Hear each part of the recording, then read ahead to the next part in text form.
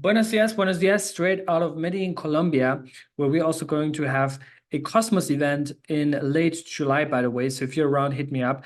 But of course, everyone is now very, very scared. The markets are crashing, prices are going down. Everyone's frustrated. The sentiment on crypto Twitter is at absolute all-time lows. So the question is now, what's next? What's happening? Why is all that going on? To be honest, this is now my third cycle that I'm entering.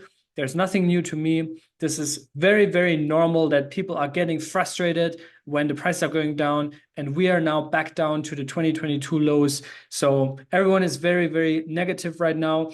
And people are also surrendering and giving up, right? The weak hands are getting shaken out right now. So what I hope is that you understand that this is just a natural market psychology. Crypto is extremely volatile, very experimental, and the price movements are oftentimes very asymmetric to the developments and the fundamentals, right? And yes, everyone is right now very scared and is complaining and trying to rationalizing why prices are going down. But the truth is that crypto is just a very, very small industry. And the side effect, what we're signing up for in crypto for having exponential upside is also massive suffering, massive pain, max pain, right? And right now we are in this phase, but I just hope that you're not giving up and you see this as an opportunity to stack up and buy your favorite tokens before the bull run comes back. Because the thing is, the bull run will come back and you will probably miss out if you're now surrendering, if you're now giving in, you will miss out on those couple of weeks where the prices are just 3, 5, 7xing. And then you will be crying again later on because they will say, I missed out on it. I didn't capitalize on that opportunity. And yes, we might go down further from here, but this is just how it is. In any case, I don't want to discourage you. If you're bearish right now, then probably just sell everything and do something else. But I personally don't do that. I haven't done this. I have never done this. Actually, whenever I saw a major crash like that, I always bought up, right? That's what I've been doing in 2018 and 2019 and 2020. And I also see a lot of people trying to rationalize why altcoins are underperforming and that this time it's going to be different. But to be honest, in 2020, we had the exact same thing. There was also this new breed of true Bitcoin maximalists, of toxic Bitcoin maximalists, because Bitcoin was the only coin that held up where altcoins were bleeding to death. And we're now seeing a similar scenario. This is all relatively normal, at least in my experience. And yeah, and I think at a point where everyone is calling death upon altcoins is actually the best point to enter. It's actually the point where we are bottoming out and where we are going to go up only, right? Because you can only go up only from the lowest point. This is also just something that you have to like ingrain in your minds and really to probably also experience yourself before you can truly understand that. But anyways, some good buying opportunities for some of your favorite coins. Bitcoin, like I said, still holding up very strong, 64,500. Even Ethereum holding up strong, $3,400. So those are only down 2-3%. But then you look further down, you see Solana 6.5% down, Dogecoin 8%, Ton 10%. And we're going into the double digits here. Uniswap 14%, near 12%. This was at above almost $8 just the other day, right, before my detox, and now we're at $4.57. If you look further into the Cosmos ecosystem, we see Fetch has also suffered a lot. They've postponed the ASI merge twice now, or 3 times even. I think it's now scheduled for mid-July or something. I saw a tweet there as well. $1.17 now. The Artificial Superintelligence Alliance is going to merge onto the Fetch AI chain, which means Ocean Protocol and Singularity are merging their 2 tokens with the FET token into one token, one platform, the ASI. And the fact that it's being postponed maybe, you know, makes this coin to go down further and faster than others. But I don't know, maybe also just because the FET token has pumped massively over the past couple of months. Atom now, the second largest token and about to unflip FET and become the largest Cosmos chain again by market cap. We also saw coins like Injective and Celestia that got really punished badly. Injective below $20, Celestia below $6.50. To be honest, that's really, really low. Same for akash, $2.63. So across the board, massive discounts, osmosis 50 cents. And then you see that and you ask yourself, what happened, right? Was there a major hack? No. Was there major events that caused a mass outflow of developers, a mass outflow of whatever, right? Also no. This is just the price is going down because it's just a volatile industry, and that's just how crypto is, right? Everything that goes up a lot also comes down a lot. But the tide over the years is always much higher. Doesn't count, obviously, for every single coin. You always have to readjust. You have to do your homework. You have to stay on the pulse of the market. It's very fast moving. The coins are always changing, but that's just how it is.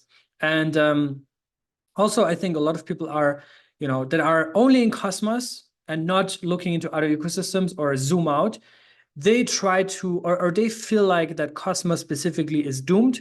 They feel like Cosmos specifically is an ecosystem that has a lot of problems that other ecosystems don't have. But the truth is, if you are looking around, every single ecosystem has flaws. Every single ecosystem has downsides, has shady stuff going on, or no activity at all. And yes, this YouTube channel is mainly focused on the Cosmos ecosystem because I am a perma bull. I'm fundamentally convinced about this technology, the community, the ecosystem, and the applications and chains in that ecosystem and the builders. If I weren't that convinced, what I would be doing right now would be very, very hypocritical, right? And yes, I am a perma bull. I made crypto my career decision many, many years ago. And I couldn't do this if I weren't a perma bull. But obviously, me seeing the price go down, red every day, even double digits like today, is not nice. I always want price to go up. I want you guys to make money. I want you guys to make life-changing money. But you can only have that if you're long enough in the industry, right? If you come here for quick money and 5-figure airdrops for doing the least efforts possible, then you're probably not going to make it. But if you're around for many years, if you take exponential risk by buying when everyone's scared, whenever it's telling you to sell, then you will be rewarded. But anyways, that's just generally my thoughts. Maybe some words of encouragement for those that are at the edge now of thinking, is this industry going to survive? Of course it will survive. 100 million%, this industry will survive. This is not going to go to zero now. Just because we see another crash. Like, we've just seen it so many times, and it's just not going to happen. On the other hand, also, if we zoom out macro-wise, we see massive outflows on the Bitcoin spot ETF after we saw almost a month, I think, like a couple of weeks at least, of massive inflows. Now we see massive outflows, but the net flows are very, very positive, 15 billion in cumulative total net inflows. So all good on that end. We're still waiting for the Ethereum ETF to start trading. And I think once that starts and the political stage talks more about crypto in a positive tone, we're definitely going to see more inflows of capital into this industry. And as I was alluding to earlier, the fundamentals are not always reflecting the price, at least not in real time, right? Either they are front-running the price, or the price is just asymmetric to the fundamental state of that project, right?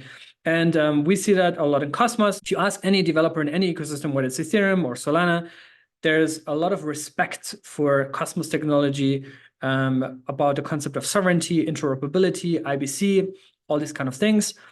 So the fundamentals are very strong. They get better by the day, whether you look into the infrastructure layer, but also the application layer. And also now I think we're seeing a kind of a repositioning from many projects, including PSTAKE, which is a liquid staking provider on the Persistence 1 chain, that are now also capturing and trying to position themselves basically to capture more market shares from bigger pies, right? And PSTAKE is doing it very smartly here. They are also media partners here at Cryptocito. So we've been covering a lot about PSTAKE here over the past couple of months, and the Persistence ecosystem. Also recently how Dexter rebranded now to Persistence Dex. And PSTAKE is now also live with their liquid staking protocol on Babylon Chain. Babylon Chain is going to bring Bitcoin security to the Cosmos ecosystem, basically the eigenlayer, but for Bitcoin. And you can now use this invite code Bitcoin Yields to enter and deposit BTC on the Babylon testnet. And there's a full guide on how you can do that.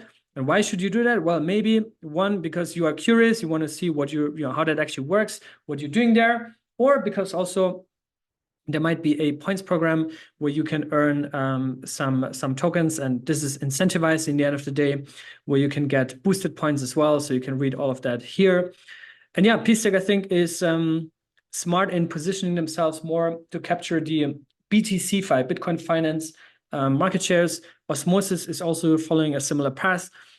but for basically becoming a Bitcoin L2 or basically leveraging Bitcoin security for the Osmosis platform itself, whereas PSTAKE is focused on Bitcoin liquid staking. They will also have Lorenzo protocol, which is probably more of a competitor to PSTAKE when it comes to liquid staking for BTC. We have Stargaze, the premier NFT marketplace that is now about to launch V2, which is going to bring a lot more flexibility and also better positioning and value accrual also for the STARS token. So this is going to be a big upgrade, probably the biggest upgrade ever to the Stargaze platform, and unleashes a lot of weapons, a lot of potential that so far has been very limited. But yeah, Stargaze itself really needs to grow in market cap. And by that, I also think many other Cosmos app chains deserve 5-10x the market caps, right? And I also really believe that we will have a Cosmos season like we had in the end of last year. Shortly after Celestia went live, we saw TIA pump massively, Osmo pump to like $2. Kujira went on a run, Ejective went on a massive run, Sane Network. We will see a massive Cosmos season, right? I have no doubts about that. Like I said earlier, if I weren't convinced of that, I wouldn't be doing what I'm doing, right? So this is just what I'm convinced of. And you can take this video, you can take my words, and you can think about it, and then you can take your own action steps from that, right? That's really my point of what I'm doing and why I'm doing what I'm doing.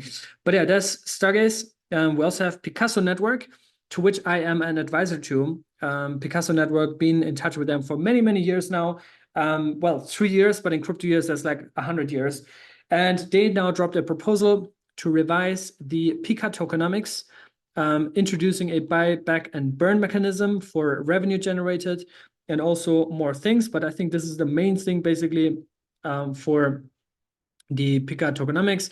And there's also a breakdown of how that will look like, IBC revenue, and also on the restaking layer of how they want to buy back and burn, and also distribute revenue to stakers to basically improve the PICA economics. So this is good to see. This is not set in stone. This is just a community discussion that's now being kicked off. So if you have any thoughts about improving PICA tokenomics, then please share that in the comments or in the proposal itself. Now, what you're probably most excited about, of course, airdrops, right? And yes, I think also people are maybe bored from airdrops because they had way too high expectations. In fact, I remember doing a video like 5 months ago where I said that I'm concerned about airdrops because the airdrop game is being overhyped and overblown. So what I always say is take airdrops for what they are, user acquisition strategies. Airdrops are basically marketing spends from the projects. So just take it for what it is. Don't complain about airdrops. Don't be an airdrop Karen. I always talk about that as well. At the same time, you kind of should optimize your portfolio for airdrops, and you should do at least the low-hanging fruits to not miss out on potential airdrops, right? Use products early, use testnets, like we did tutorials here about Prism, about Babylon, about Barra Chain, and many more.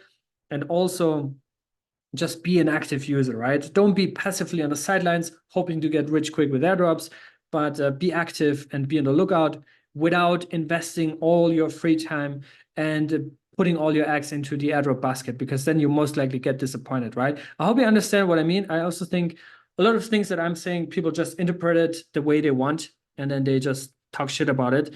But that's fine. That's just also the internet. And honestly, after my detox, I feel a lot more relieved and a lot more relaxed, right? Because the internet, and I've also been following the conversations between Ansem and Andrew Tate and all this like celebrity token stuff.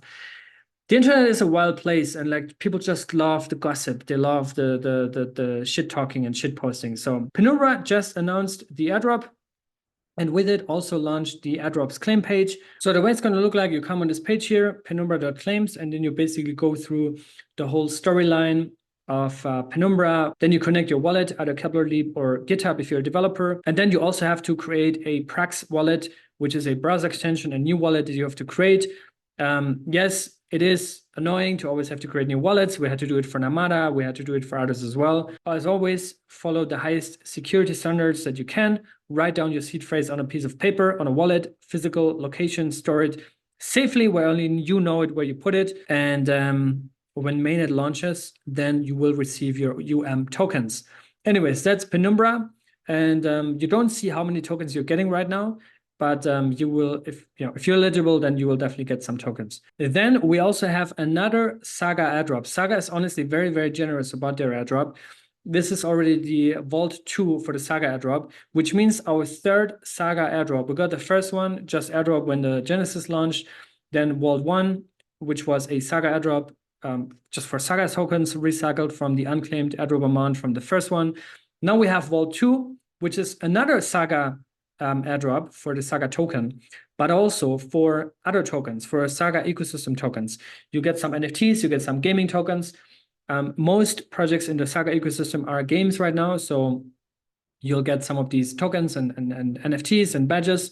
Snapshot was June 10th. As always, Saga rewards loyalty. And what's new here is that the Vault 2 will also feature collaborations with partners, which basically means Saga chainlets, which are games that are launching using Saga technology. Saga itself has a phased rollout in 6 phases. I think we're still in phase 1 or 2. But it's still relatively permissioned and closed, but they're rolling it out in terms of the token supply, but also the technology stack itself. So once the chainlets go live, that means also all the games will launch, and then we'll see the Saga gaming ecosystem come together. So you can go on claim.airdrop.saga.xyz.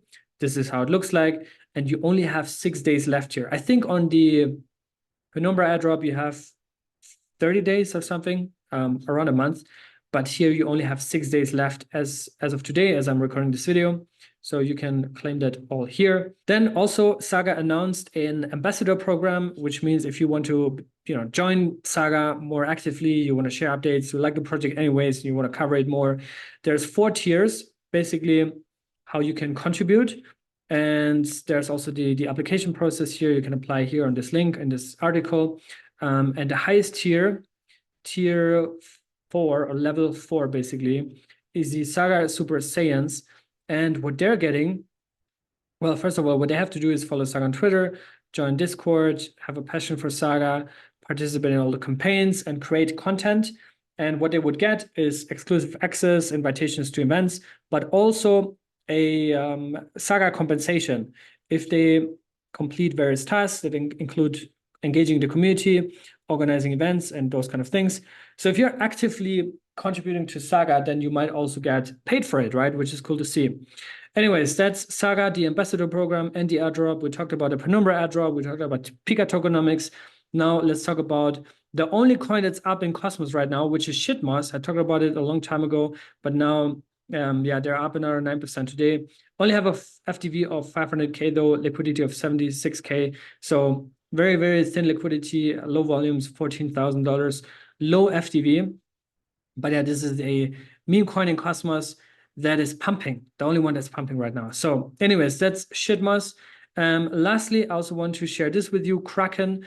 They have a listing roadmap in which they're exploring to add new assets to be listed on the Kraken exchange. For me personally, I'm using Kraken basically since I got into crypto because it's always been the easiest on and off ramp for Europeans. And I'm still using it today as an on and off ramp, not to store crypto. I hold 99.9% of my coins in self-custody across different wallets, mostly on hardware wallets. So that's, but that's another seminar. What I wanted to say is basically that out of the list of coins they're adding, they're exploring to add on Kraken, they have 6 Cosmos coins.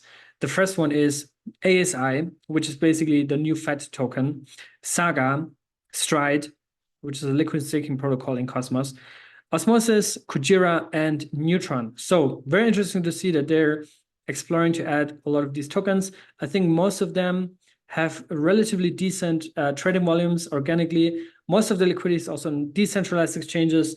And I think it's good to see that Kraken is exploring to add them on the exchange. Like I said, I think Kraken is one of the most reputable and most legit centralized exchanges out there. So that's definitely good to see.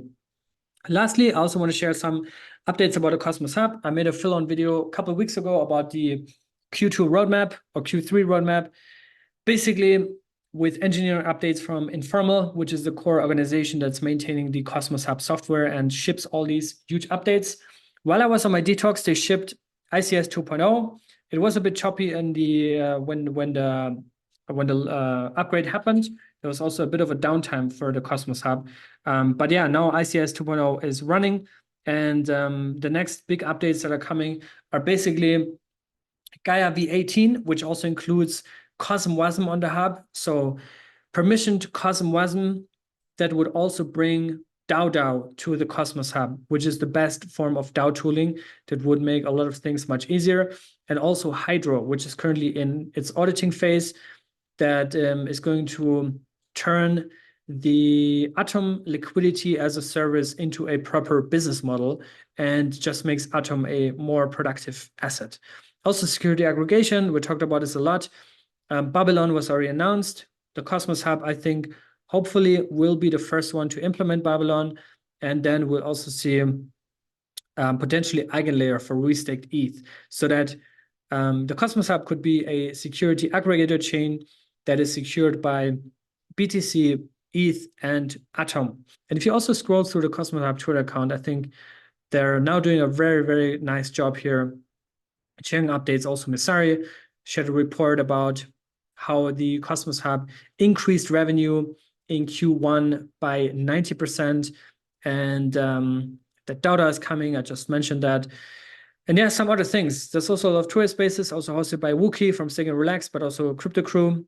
And Informal is there sometimes, ADAO is there sometimes. So I feel like the Cosmos Hub is on a good track. But yeah, obviously what it needs now is the price to go up, right? And I also think like if Atom goes up, everyone suddenly wants to be Cosmos aligned, Atom aligned, Interchain aligned, IBC aligned, whatever. It's really, price movement is the best form of marketing. So yeah, but right now we are in this bearish phase. It's a very ugly phase again. We've been through many of those phases over the years. At least I have, which is why I can tell you that, yes, I don't like seeing it, but I'm also not getting concerned, right? And I don't think you should get concerned. I think you should probably, if it's too much for you, if you're down really, really bad with your bags and you don't have fresh capital to buy the dip, then probably just take some time off and come back in a couple of weeks, right? But don't try to force trade anything. Don't try to leverage trade, time the bottom. If you're not a professional trader, don't do anything that is led by your emotions, right?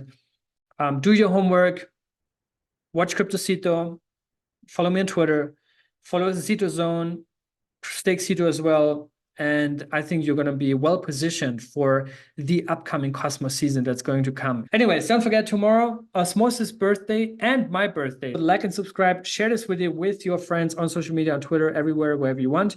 And stay safe and be good.